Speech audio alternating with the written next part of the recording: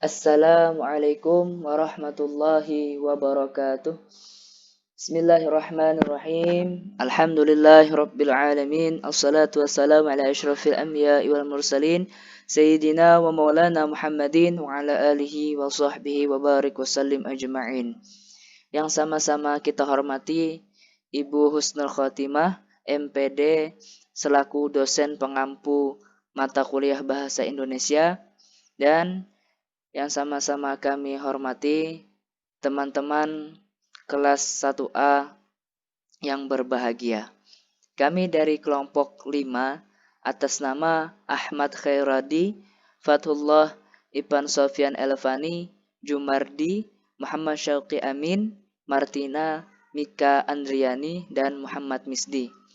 Kami akan memaparkan video hasil makalah kami yang berjudul Bahasa Indonesia Baku sebagai tolak ukur kesalahan berbahasa Indonesia.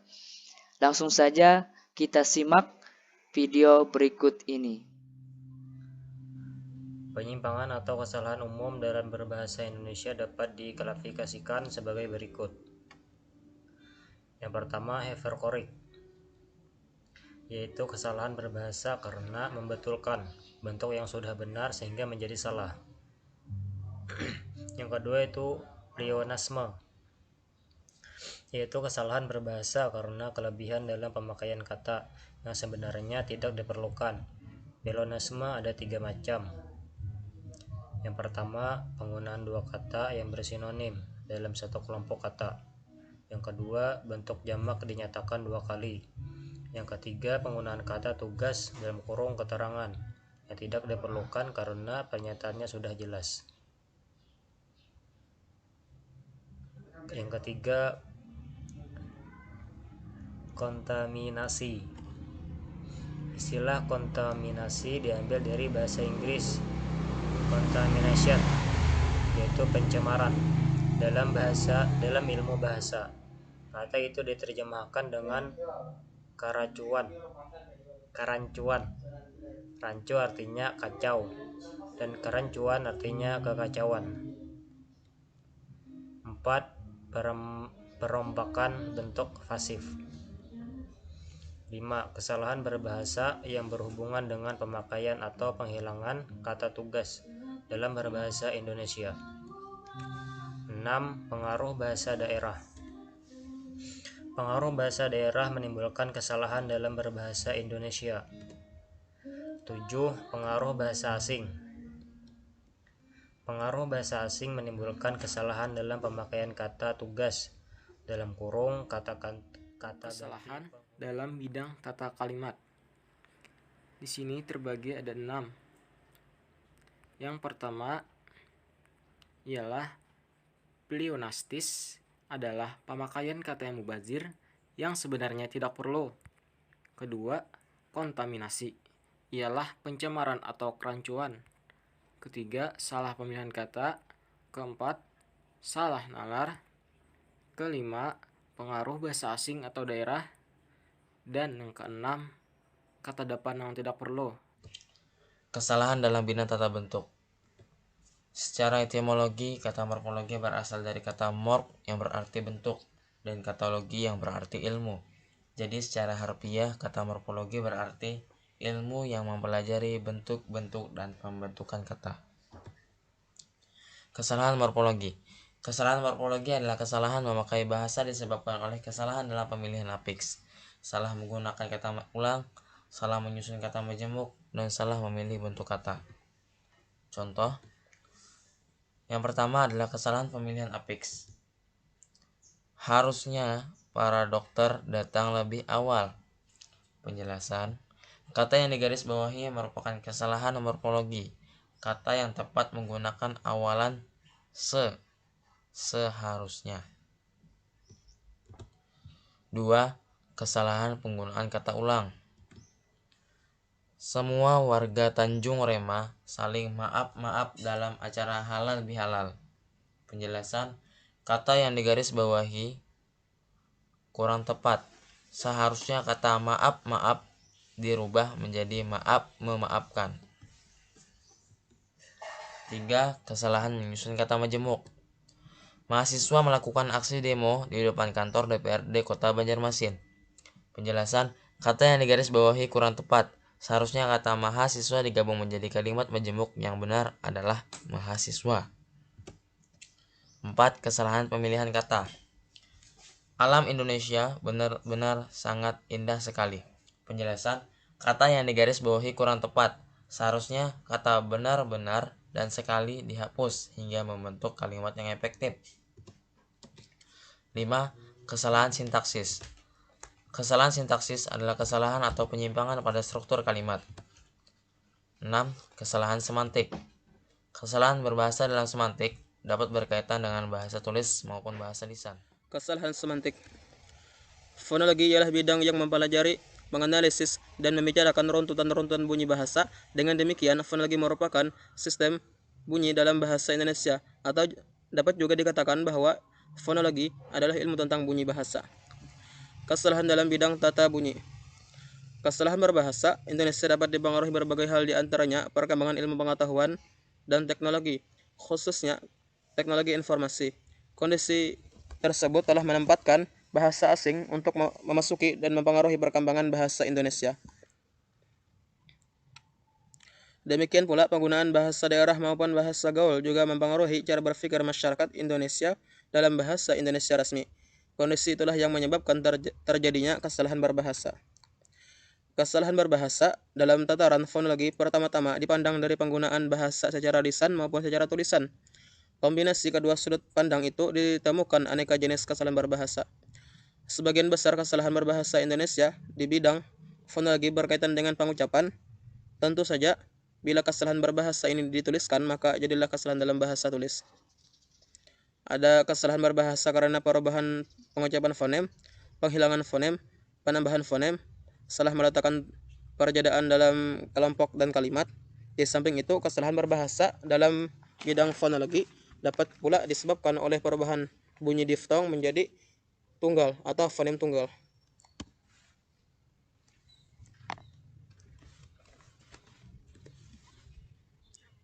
Kesalahan berbahasa dalam bidang fonologi diantaranya: yang pertama, fonem I diucapkan menjadi E.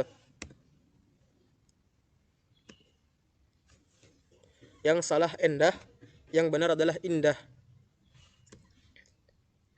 Yang salah fasih, yang benar adalah fasih. Yang kedua, fonem A diucapkan menjadi E. Yang salah akan, yang benar adalah akan. Yang salah garam, yang benar adalah garam.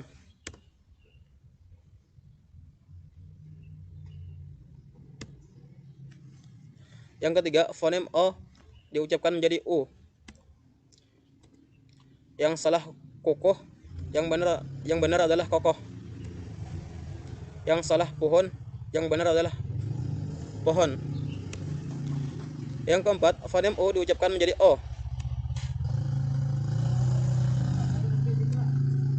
Yang salah burung, yang benar adalah burung.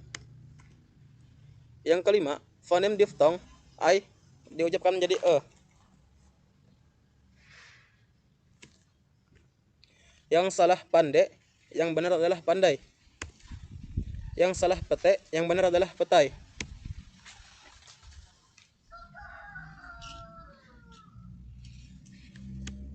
Yang keenam, diftong au diucapkan menjadi O.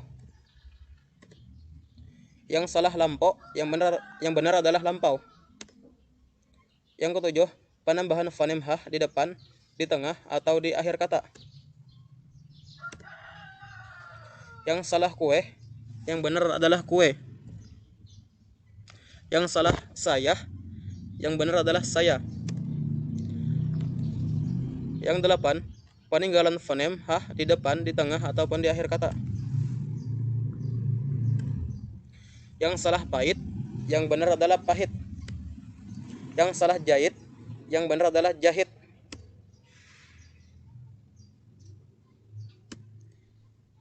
Yang kesembilan, fonem cluster SY diucapkan menjadi S. Yang salah siar, Yang benar adalah syiar. Yang salah syukur. Yang benar adalah syukur. Penyebab kesalahan. Kesalahan berbahasa Indonesia adalah pemakaian bentuk-bentuk tuturan berbagai unit kebahasaan yang meliputi kata, kalimat, paragraf yang menyimpang dari sistem kaidah bahasa Indonesia baku, serta pemakaian ejaan dan tanda baca yang telah ditetapkan sebagaimana dinyatakan dalam buku Ejaan Bahasa Indonesia yang disempurnakan. Sebagian besar kesalahan berbahasa Indonesia terjadi di bidang fonologi yang berkaitan dengan pengucapan, baik itu dalam pengucapan fonem, penambahan fonem, serta meletakkan penjedaan dan lainnya. Kesalahan berbahasa Indonesia dapat dipengaruhi oleh berbagai hal, di antaranya perkembangan ilmu pengetahuan dan teknologi, khususnya teknologi informasi. Sebab-sebab terjadinya kesalahan berbahasa di antaranya: yang pertama, pengertiannya kacau. Yang kedua, interferensi, yaitu kekeliruan berbahasa yang disebabkan oleh pengaruh bahasa asing yang sering digunakan. Yang ketiga, logika yang belum masak. Yang keempat, analogi. Analogi adalah adanya persamaan atau persesuaian antara dua hal atau benda atau bentuk yang berlainan. Analogi juga dapat disebut sebagai kias. Yang kelima, sembrono, artinya kurang hati-hati, gegabah, dan ceroboh. Proses terjadinya kesalahan berbahasa. Belajar bahasa terdiri atas proses penguasaan bahasa pertama atau disebut dengan pemerolehan bahasa. Proses ini bersifat ilmiah dan tampak adanya suatu perencanaan terstruktur. Setiap anak yang normal secara fisik dan psikis dan sosiologis pasti mengalami proses pemerolehan bahasa pertama melalui kehidupan sehari-hari dalam lingkungannya, keluarga, dan masyarakat. Proses ini berlangsung tanpa disadari anak, dan anak pun tidak menyadari motivasi apa yang mendorongnya untuk menguasai bahasa tersebut. Dan yang kedua, ada proses berbahasa kedua atau disebut dengan belajar bahasa.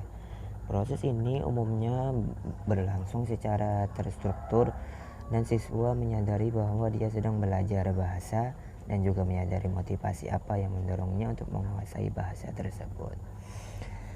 Kesalahan berbahasa terjadi pada sistem interlanguage, yaitu unsur-unsur atau bentuk tuturan pada sistem interlanguage yang tidak sama dengan bentuk-bentuk tuturan pada bahasa. Proses terjadinya kesalahan berbahasa. Belajar bahasa terdiri atas proses penguasaan bahasa pertama atau disebut dengan pemerolehan bahasa. Proses ini bersifat ilmiah dan tampak adanya suatu perencanaan terstruktur. Setiap anak yang normal secara fisik dan psikis dan sosiologis pasti mengalami proses pemerolehan bahasa pertama melalui kehidupan sehari-hari dalam lingkungannya, keluarga, dan masyarakat. Proses ini berlangsung tanpa disadari anak, dan anak pun tidak menyadari motivasi apa yang mendorongnya untuk menguasai bahasa tersebut. Dan yang kedua, ada proses berbahasa kedua atau disebut dengan belajar bahasa.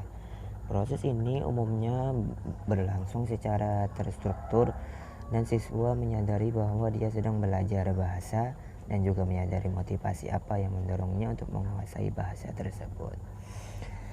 Kesalahan berbahasa terjadi pada sistem interlanguage, yaitu unsur-unsur atau bentuk tuturan pada sistem interlanguage yang tidak sama dengan bentuk-bentuk tuturan pada bahasa kedua yang dipelajari. Interlanguage itu adalah bahasa yang salah yang diutarakan penutur yang bukan merupakan penutur asli dari bahasa tersebut. A. Pandangan audiolingualisme dan psikologi kognitif terhadap kesalahan berbahasa. Pendekatan audiolingualisme menekankan pentingnya latihan-latihan untuk menguasai bahasa yang dilaksanakan secara intensif. Dalam pelajaran bahasa, murid-murid dipaksa selama berjam-jam menghafalkan dialog, latihan-latihan menguasai pola, serta generalisasi gramatika. Pendekatan ini memandang kesalahan berbahasa sebagai sesuatu yang bersifat puritanistis, artinya kesalahan berbahasa dipandang sebagai dosa yang harus dihindari. Berbanding terbalik dengan pandangan audiolingualisme, aliran psikologi kognitif justru memandang kesalahan berbahasa sebagai suatu yang wajar. Pendapat ini berangkat dari proses penguasaan bahasa pada anak. Setiap anak hampir bisa dipastikan akan membuat kesalahan berbahasa. Penyimpangan bahasa yang dilakukan oleh para penutur, terutama anak atau siswa dalam pemerolehan dan pembelajaran bahasa, bermula berkembang dalam lingkungan sekolah, maka wajar terdapat kesalahan berbahasa, tetapi diiringi dengan terus belajar bahasa Indonesia di sekolah. Apabila sumber kesalahan berbahasa itu dideskripsikan secara rinci, Anda dapat melakukan analisis kesalahan pada sumber-sumber kesalahan berikut.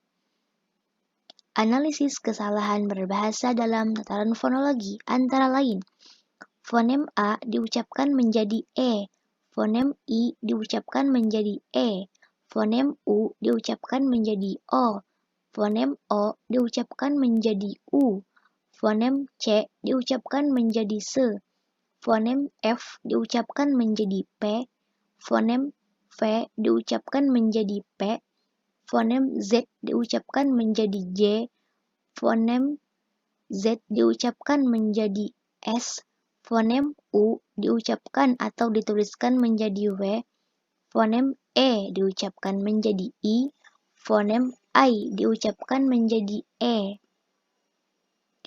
Analisis kesalahan berbahasa dalam tataran morfologi.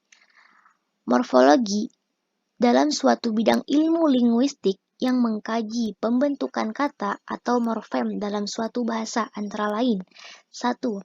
Penyingkatan morfem menye, meng, dan menge menjadi nye nyimpang, eng ngambil, dan nge ngembalikan. 2. Perubahan morfem ber per dan ter menjadi be berenang, pe peumpamaan, dan te pencar. Sumber kesalahan berbahasa dalam tataran frase antara lain penambahan kata yang dalam frase benda atau nominal. Nominal adalah lawan dari verbal. Jika frase verbal adalah frase yang berfungsi sebagai kata kerja, maka frase nominal berfungsi sebagai kata ganda. Contoh, meja yang batu. Yang benar adalah meja batu tanpa menggunakan kata yang. Penambahan kata dari atau pada dalam frase verbal. Secara sintaktis, frase verbal terdapat kata sedang untuk verba aktif dan kata sudah untuk verba keadaan. Frase verbal tidak dapat diberi kata sangat dan biasanya menduduki fungsi predikat. Contoh, sedang pada berlari. Yang benar adalah sedang berlari tanpa menggunakan kata pada. Penghilangan preposisi dalam frase verbal. Preposisi atau kata depan adalah kata yang merangkaikan kata-kata atau bagian kalimat. Contoh, sedang akan berlari. Yang benar adalah sedang berlari tanpa menggunakan kata akan. Sumber kesalahan berbahasa dalam tataran klausa. Yang dimaksud tataran klausa di sini ialah rangkaian kata yang kurang sempurna karena tidak memiliki tanda baca akhir dan terkadang bisa menimbulkan pertanyaan. Sumber kesalahannya ialah penambahan preposisi di antara kata kerja dan objek dalam klausa aktif. Yang kedua, penambahan kata kerja bantu adalah dalam klausa pasif. Ketiga, pemisahan pelaku dan kata kerja dalam klausa pasif. Keempat, penghilangan kata oleh dalam klausa pasif. Kelima, penghilang kata yang dalam klausa nominal.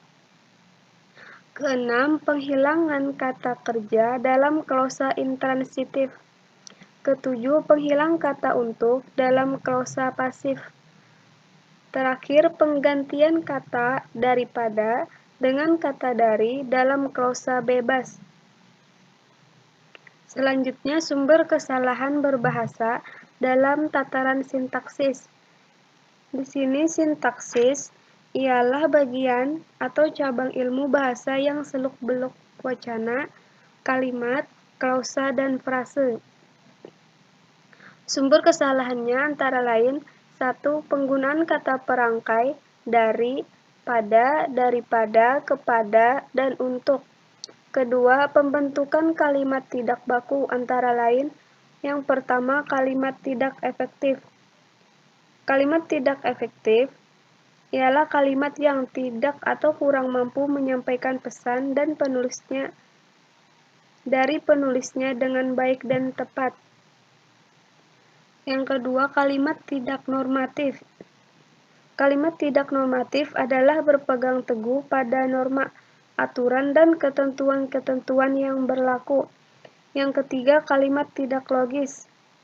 Kalimat tidak logis ialah perkataan yang tidak masuk akal, kalimat yang tidak sesuai logika. Yang keempat, kalimat rancu. Kalimat rancu ialah kalimat yang kacau atau susunannya tidak teratur, sehingga informasinya sulit dipahami. Yang kelima, kalimat ambigu. Kalimat ambigu ialah kalimat yang mempunyai makna lebih dari satu. Yang terakhir, kalimat pengaruh struktur bahasa asing. Selanjutnya, sumber kesalahan berbahasa dalam tataran semantik. Semantik ialah lambang-lambang atau tanda-tanda yang menyatakan makna. Sumber kesalahannya antara lain: 1. Gejala hiperkorek. Menurut Van Pemis, gejala-gejala hiperkorek berarti kata yang sudah betul dibetulkan, sehingga menjadi tidak betul atau tidak baku. Yang kedua, akibat gejala pleonasme. Akibat gejala pleonasme ialah penggunaan unsur yang berlebihan dalam kalimat. Yang ketiga, akibat bentukan ambiguitas. Ambiguitas diartikan sebagai kata yang bermakna ganda atau mendua arti. Yang keempat, akibat diksi atau pemilihan kata yang tepat dan selaras. Yang terakhir, sumber kesalahan berbahasa dalam tataran wacana, antara lain: yang pertama, akibat syarat-syarat paragraf tidak dipenuhi. Yang kedua, akibat struktur sebuah paragraf. Yang ketiga, akibat penggabungan paragraf. Yang keempat, akibat penggunaan bahasa dalam paragraf. Yang kelima, akibat perorganisasian isi atau topik-topik dalam paragraf. Yang keenam, akibat pemilihan topik atau isi paragraf yang tidak tepat. Yang ketujuh, akibat ketidakcermatan dalam perujukan. Dan yang terakhir, akibat penggunaan kalimat dalam paragraf yang tidak selesai, sehingga informasinya sulit dipahami. Yang kelima, kalimat ambigu. Kalimat ambigu ialah kalimat yang mempunyai makna lebih dari satu. Yang terakhir, kalimat pengaruh struktur bahasa asing. Selanjutnya, sumber kesalahan berbahasa dalam tataran semantik. Semantik ialah lambang-lambang atau tanda-tanda yang menyatakan makna. Sumber kesalahannya antara lain: 1. Gejala hiperkorek.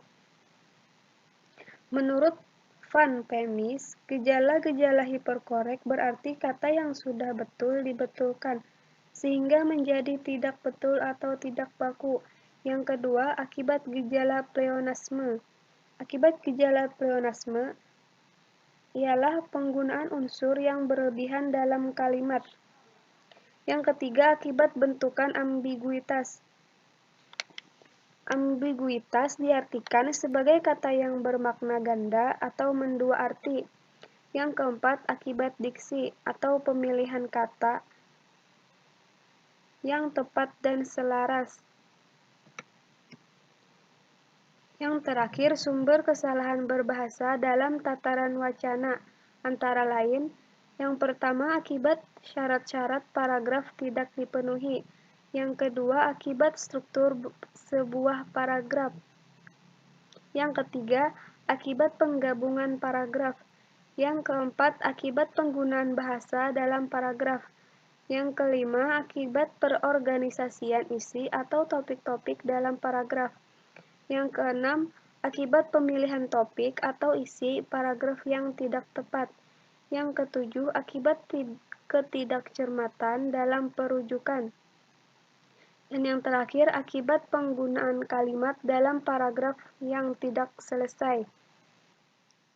Berdasarkan penjelasan teman kita yang di atas tadi tentang kesalahan berbahasa Indonesia, bisa kita simpulkan istilah kesalahan berbahasa Indonesia memiliki pengertian yang beragam. Artinya, sangat banyak kesalahan tentang berbahasa Indonesia. Jadi kita simpulkan, kita menemukan 3 istilah untuk membatasi kesalahan berbahasa Indonesia itu. Yang pertama, lapses. Yang kedua, error. Yang ketiga, mistake. Dari pengertian yang pertama, yaitu tentang lapses, adalah kesalahan berbahasa akibat penutur beralih cara untuk menyatakan sesuatu sebelum seluruh tuturan, yaitu tuturan kalimat, selesai dinyatakan selengkapnya. Seperti kesalahan tentang pemilihan afiks, kesalahan penggunaan kata ulang, dan lain-lainnya. Yang kedua, yaitu pengertian tentang error, adalah kesalahan berbahasa akibat penutur melanggar kaidah atau aturan berbahasa. Yang kita ketahui yang di atas tadi seperti hiperkorek, pleonasme, kontaminasi, dan lain-lainnya. Yang ketiga yaitu tentang mistake, adalah kesalahan berbahasa akibat penutur tidak tepat dalam memilih kata atau ungkapan untuk situasi tertentu, seperti kesalahan tentang klausa pasif, klausa nominal, dan lain-lainnya. Itu tadi kesimpulan tentang kesalahan berbahasa Indonesia. Itu tadi adalah hasil pemaparan video makalah kami yang berjudul Bahasa Indonesia Baku sebagai tolak ukur kesalahan berbahasa. Kami memohonkan ampun dan maaf apabila dalam video pemaparan kami terdapat kesalahan. Dan kami ucapkan terima kasih yang sebesar-besarnya telah menonton video kami. Sekian, wassalamualaikum warahmatullahi wabarakatuh.